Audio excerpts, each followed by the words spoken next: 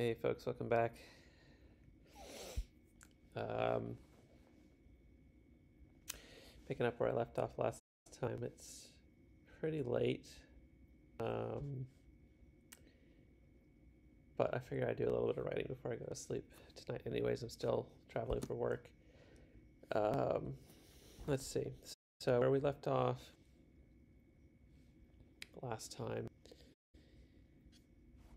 maybe I'll put on a little bit of music on my side. I usually listen to just like lo-fi and stuff like that when I'm writing, something not too distracting. Yeah, that's better. Okay. So where I left off last time is I'm uh,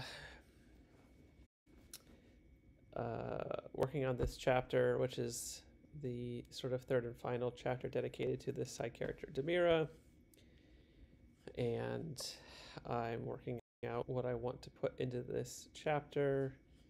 Kind of went over the emotional arc that Demira's experiencing and decided on last time that she was going to reach sort of a semi-epiphany, if not, but not quite her final epiphany on her sort of emotional arc, which is going from sort of craving or needing external validation to having, self-validation and finding her own sort of being able to see her own worth with through her own eyes, not just through the eyes of others. And to that point, I kind of have the emotional impact that I'd like this chapter to deliver figured out, but now I'm trying to figure out what actually is like physically going to happen in this chapter in order to deliver that emotional story. And I'm working on this middle section. I've kind of been breaking up these chapters where the sort of first bit takes place in the quote unquote present, where most of the action of the book takes place. Timeline where she's having dinner with her mother, and it's sort of like a tense situation because they don't get along well. And then there'll be something that triggers a flashback in which the meat of the chapter is going to happen, and then there'll be something that triggers a flash forward or back to the present, where there's going to be concluding interaction between Demira and her mother. Excuse me. I should probably have some water, but oh well. I'm too lazy to get up and get it.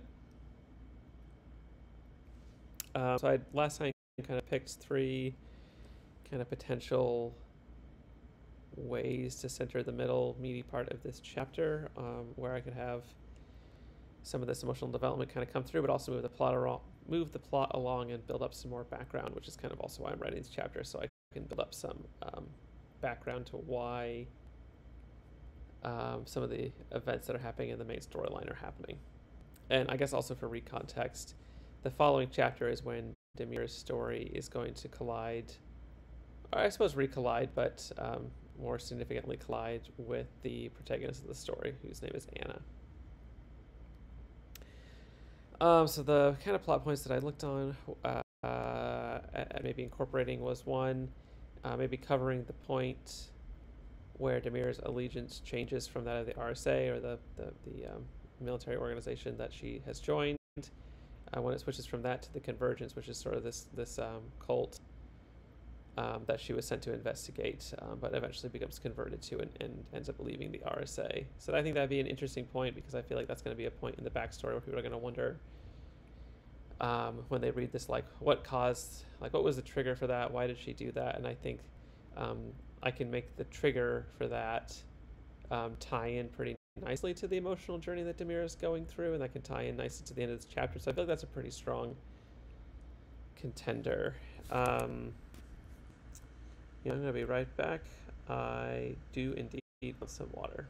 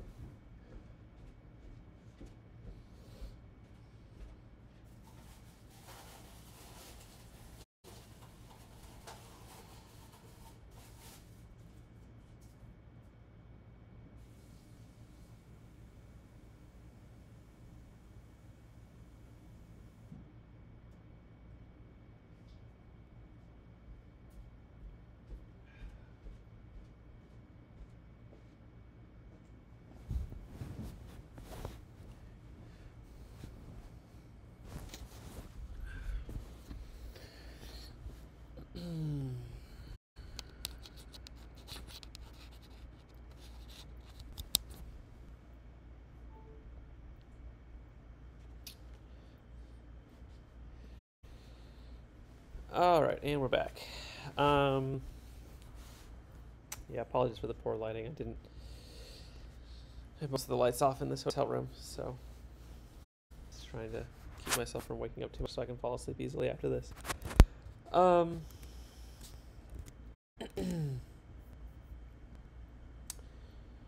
so, right. So I think that, yeah, I think this is a pretty good way to look at it. The other thing that I was thinking about is I do have this idea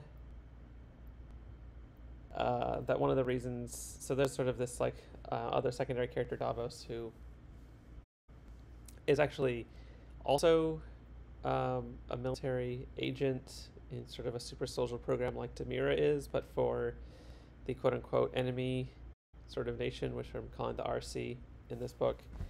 And so they're kind of like two sides of the same coin, and they actually both end up joining the Convergence.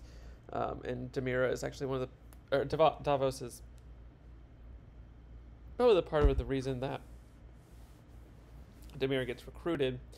And I kind of have this idea that maybe one of the reasons that they're close is that Demira actually goes and helps Davos liberate some of his family from the country that Davos is from, and that could be a nice moment to really kind of establish that relationship. But I also feel like now that I've sort of slept on it from yesterday and talking about editing today, I think this is going to be less emotionally impactful. So I think I kind of just have like a casual like one-liner statement later on to where Demira will tell Anna about how, or Davos will tell Anna about how Demira went and helped him out to sort of liberate his family. I think that's going to be fine for the sake of what this book needs to be. I don't know if I need to focus too much on it. Maybe if I ever want to build up an extra, like a more elaborate scene to talk about Davos, maybe that's the scene that I'll build on, but I don't think the story actually needs it. So I think I'm not going to do this necessarily, but I think point one could / should involve Davos anyways, so that we can build up that dynamic a bit ahead of time, so it's not just like, oh, they're friends later on in the book. They can actually have a little bit of preamble here. The other thing is building up to the next chapter and foreshadowing the Convergence interest in Anna. So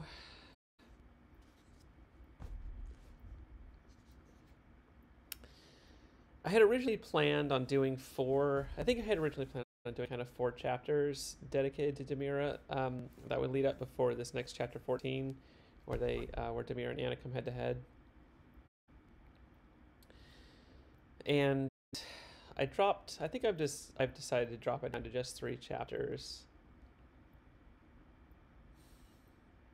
And the reason I'm doing that at the moment is, to be honest, the first sort of reason for it was I do feel like I'm using this like slightly hokey flashback technique 3 times, which I think is already a little thick, and doing it a 4th time I think is going to be too thick. It's going to be laying on this sort of cheap trick to flashback a little too heavily. Maybe I can get away with it 3 times, but I think 4th is pushing too much. It's going to read as like, oh, this again. And honestly, even the 3rd time I might read is like, oh, this again. So I think that's definitely one of the, when I make my next big pass this, I think I'm going to have to think hard about, am I going to stick with this gimmick? Does it read and flow well?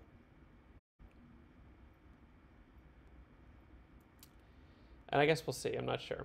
Anyways, so point 1 here is definitely a point that works. I think it is emotional, and this point is also one that I would want to cover. And I think these are the 2 kind of, I think I originally planned to more like dedicate a whole sort of chapter with flashbacks to this, and then a whole chapter with flashbacks to this. But I think it probably makes sense for me to see if I can kind of cram them into this chapter a little bit, even though chronologically this point of time will have happened quite a bit before this would happen. Like this is like literally reading right up to this chapter. And I could put it into this chapter, but I don't want to do that because this chapter here is very much from Anna's perspective. And like surprise, surprise, Anna's gonna meet Demira, and that's sort of like a twist happens in this chapter. You're gonna be like, oh, Anna met Demira in this chapter. They came across each, like, this. I mean, I won't get into the plot of this chapter, but I do want that to be like a soft reveal essentially in this chapter. So I think if I open this chapter with stuff from Anna's perspective, very obviously, I think if I start this chapter with stuff, yeah, with Anna, with Demira, it's gonna cheapen or lessen the value of that reveal. Even though I am gonna like foreshadow it a lot, I do want to foreshadow it in this chapter. I think if I like foreshadow it at the beginning of the actual chapter where it happens, it's going to be less impactful.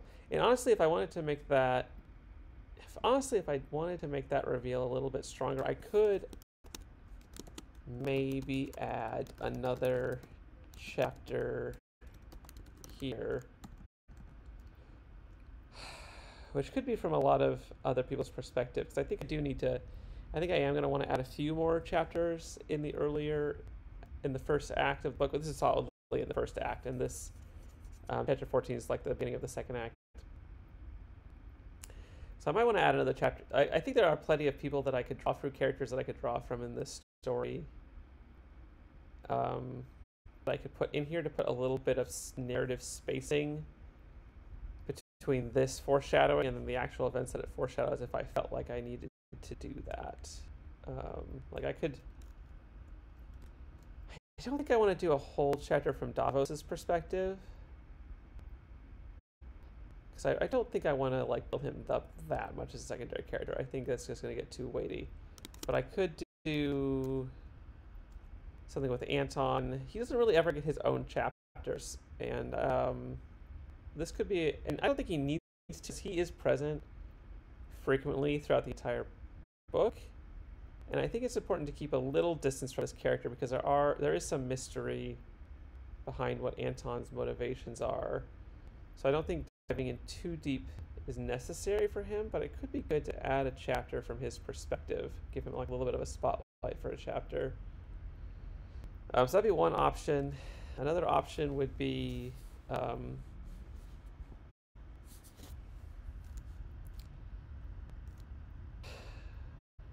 could be Eos. No, I'm not going to do Eos. Eos is like an alter ego. Not alter ego. Dr. Martin is a pretty big character in this book. She's kind of like the architect of all of the events that have happened in this story. Like the things that she has done is what has led to everything that happens in this book, and she is sort of like the puppeteer of the final act of this book. And she does have it's kind of she's not a bad guy, but she does have like a redemption arc nonetheless to kind of go through and grow through. And anyway, so Dr. Martin has a counterpart called Eos, who, just to give you, I mean, this is the style of this book. Eos is like a digital recreation of Dr. Martin's mind. So they're essentially the same person, but they diverged a long time ago from when Eos was originally copied from Dr. Martin's brain. And so even though they kind of come from the same starting points, they've become different people over the ages, over like 1,000 years or whatever. But I don't think I can put a chapter. I guess I could put a chapter with Eos, but not revealing who she is, because I have a pretty big reveal. Like I foreshadowed that Eos is like a mysterious person a couple of chapters ago, like chapter 4 or 5 or something like that. Very little info. And then when Anna actually goes and meets Eos, that's when the big reveal is that like, oh, Eos is actually a digital copy of Dr. Martin. That's kind of like a big moment in this book.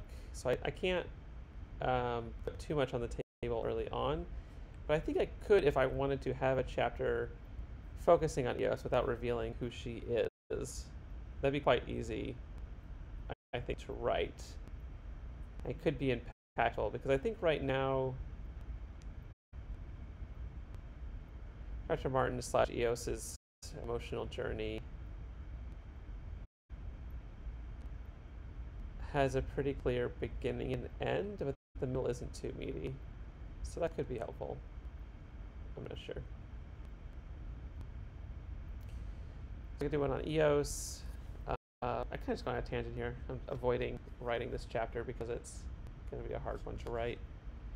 Who else could I write it from? I don't think Harlan. Harlan's like a tertiary character or quaternary character or whatever you call that.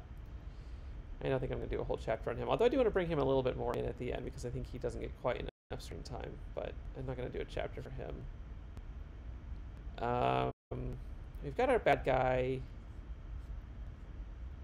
Or not our big bad, but maybe our little bad, which is Captain Nyx. But she gets her own chapter just a couple of chapters ago, and I don't think she needs that much character growth. She's not going to have a redemption arc or anything like that. So she's just going to die as she lived, essentially. So do I have any other options besides Anton Eos to try and poke in here? I mean, I could do Dr. Martin or Avon.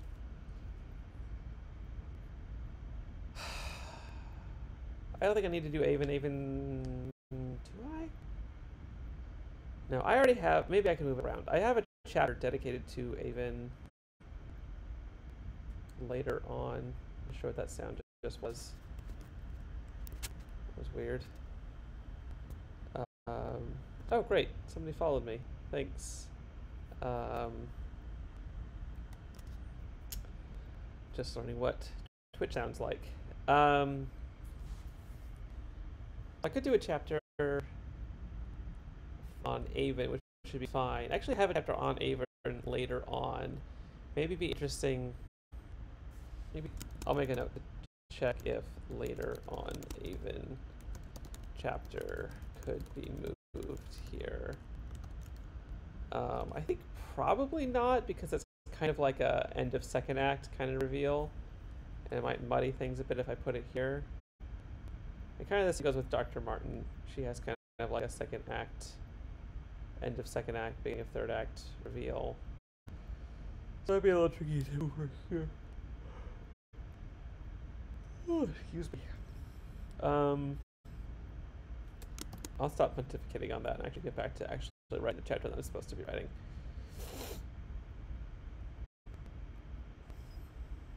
Okay.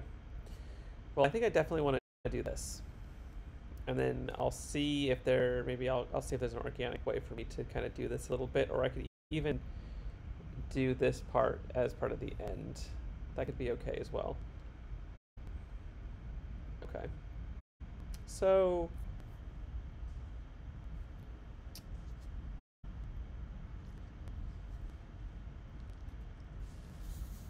I spilled water on my laptop. That's okay. Just a little bit. Okay. So this is what I want to write. I want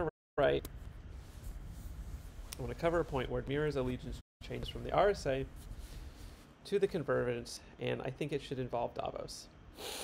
So what is that going to look like?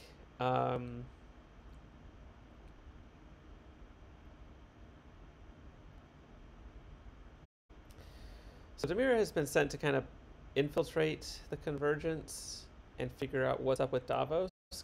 The RSA is concerned that Davos is like an enemy agent who's been sort of sent, who is either the Convergence is directly trying to undermine the RSA, or Davos is trying to directly undermine the RSA, for whom Demira works, but is just taking advantage of the Convergence as a way to get at the RSA. So there is going to be a moment when Demira meets Davos, but that's definitely not the moment when Demira's allegiance is going to change. It'd be pretty cool to see that moment when she meets him, because there'd be a lot of tension in that moment, because she literally, like, Demira is basically an ex-super soldier who's sent to infiltrate the RSA, and Davos is actually also an ex-super soldier, but from the enemy state. So that meeting is kind of cool. Or as in, there's definitely like tension from Demira's side, because she knows Davos's background, but Davos won't know what her background is, so there'll definitely be intention on her half when she meets him, as she tries to sort of like navigate this covert infiltration, sort of befriend him and whatnot. So that's pretty cool, but I mean, I think it is, but it's probably not as germane to the plot of plot development, the critical plot development, and it's probably not a. It's not the point where Demira's allegiances are going to change. And I guess, I mean, at some point, maybe I'll go back in and add some more content to cover that moment, to motivate it a little bit. Otherwise, I guess I'm kind of just like establishing here and there that Demira and Davos are becoming buddies. Make any sense? Maybe this is a point where maybe what I'll do, this would be kind of fun. Maybe I'll do like a classic like Davos and Demira are hold up. How do you spell hold up? Hold up together due to some certain stance, like for example, the RSA is looking for them, or the RC could be, yeah, that could be good. Maybe Davos is, yeah. That's actually maybe a good idea. Maybe the RC is actually trying to take out Davos because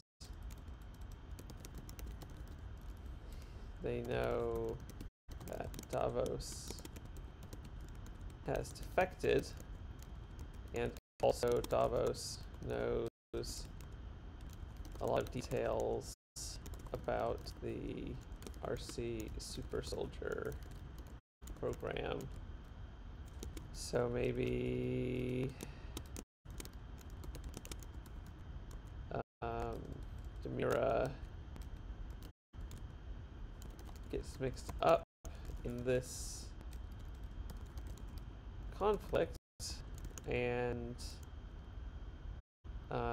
through that learns that Davos is not, you know, an undercover RC agent, you know, because they're trying to kill him. And she, and I guess maybe when the conflict, yeah, and then she actually, yeah, and Davos actually has a really protective personality. He's sort of like the protective, self-sacrifice kind of guy in the group at the end, in the final act of this book. So maybe Davos risks his life to protect, sorry, not Anna, Demira, and then the classic Demira surprises herself by doing, and then they get to talking, and that is when Demira learns that they are not so different and sees the RSA and RC as two sides of the same coin. And at that point, Demira, yeah, okay. And then the way to seal the deal at the end of this scene might be there can be some sort of conflict for Demira where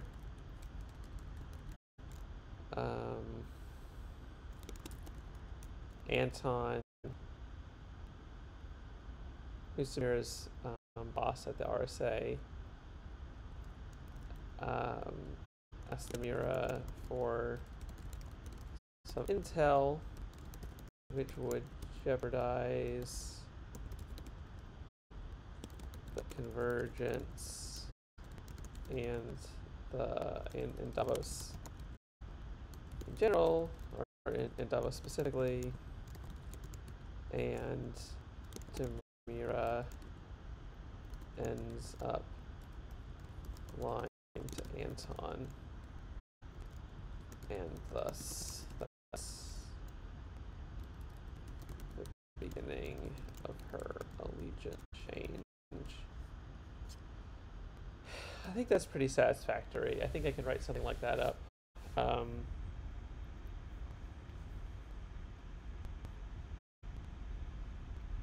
And I think that'll play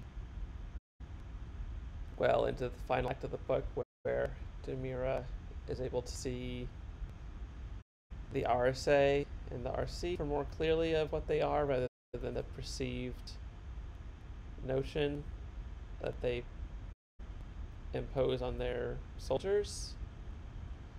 And from that insight, I can play off that to the end chapter and last bit of this chapter, where she'll take a look at her mother's motivations, maybe from fresher eyes, or try to look at them from a different perspective, and understand that maybe Demira's that her mother is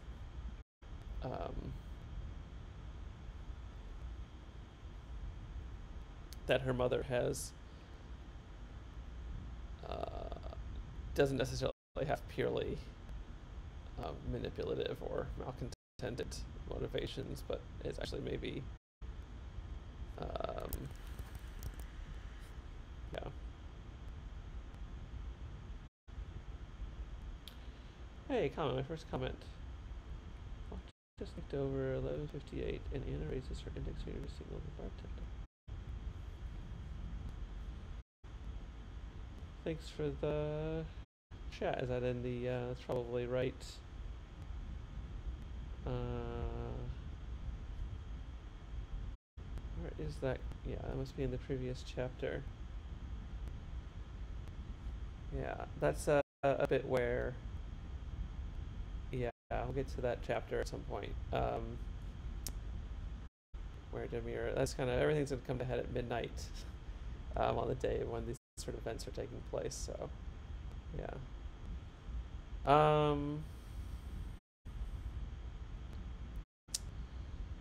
Let's see.